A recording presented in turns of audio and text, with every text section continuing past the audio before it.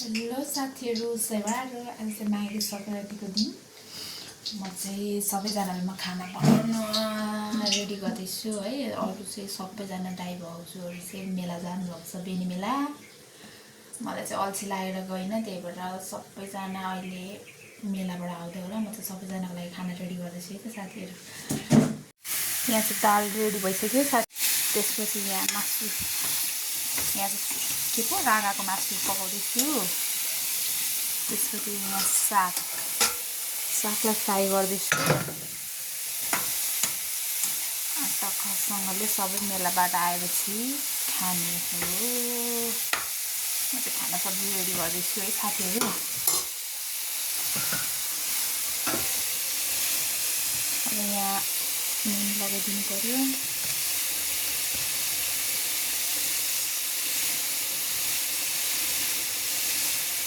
अनि फेरि तोङ्बा पनि रेडी गर्नु पर्यो नि त। तोङ्बा लिम्बूको छोरी भएपछि खानु पर्यो तोङ्बाहरू।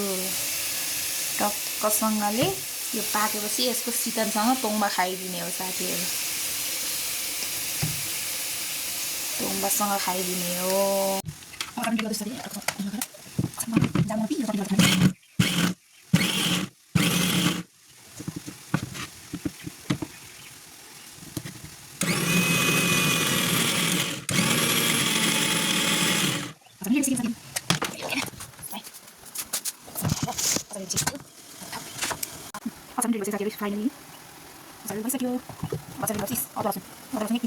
कति मसिनो गर्दा कहिले राख्छौँ दिनबाट पाउन आइसक्यो साथीहरू।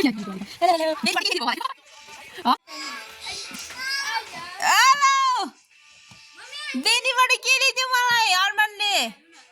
वाह वाह वाह, मैले यहाँ भिडियो बनाउँदै थिएँ।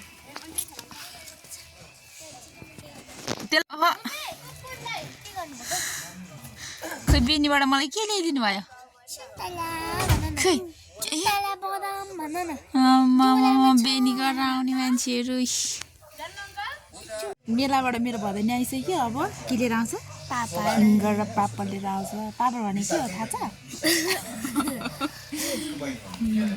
कति राम्रो छ मेरो भदैनी। मलाई के ल्याइदिन्छ मेलाबाट? किनकि मेला त गाडी जाम भएर, मुखबाट मात्रै बोल्छ।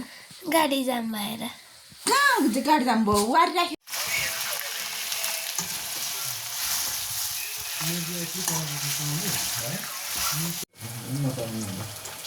फाइनली खानाहरू रेडी भइसक्यो। अब चाहिँ म दिन लागिरहेको छु खाना। फाइनली हामी चाहिँ खाना खाइसकेर यिनीहरूले चाहिँ बर्गर खाँदैछ है। डान्स भइरहेको छ। कस्तो भयो मैले पकाएको सब्जी? खाना सब्जी कस्तो भयो? मिठा मिठा भयो। लिम्बू भाषाबाट भनिदियो त। मैले पनि चाखेँ, दामी, फेभरेट। मुखमै झुन्ड्यो होइन, दिले मलाई पनि होइन चाख्न दिनुभयो भएन। दामी लाग्यो। भाषाबाट भन्दैन न।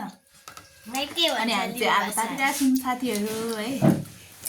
खानासाना खाएर मलाई के ल्याइदिस् बेनीबाट? छैन पैसा यस्तो त सब भदैनीहरू फुपूलाई एउटा सबैजनालाई ह्याप्पी माघे सङ्क्रान्ति। तिमी पनि भन ह्याप्पी माघे सङ्क्रान्ति।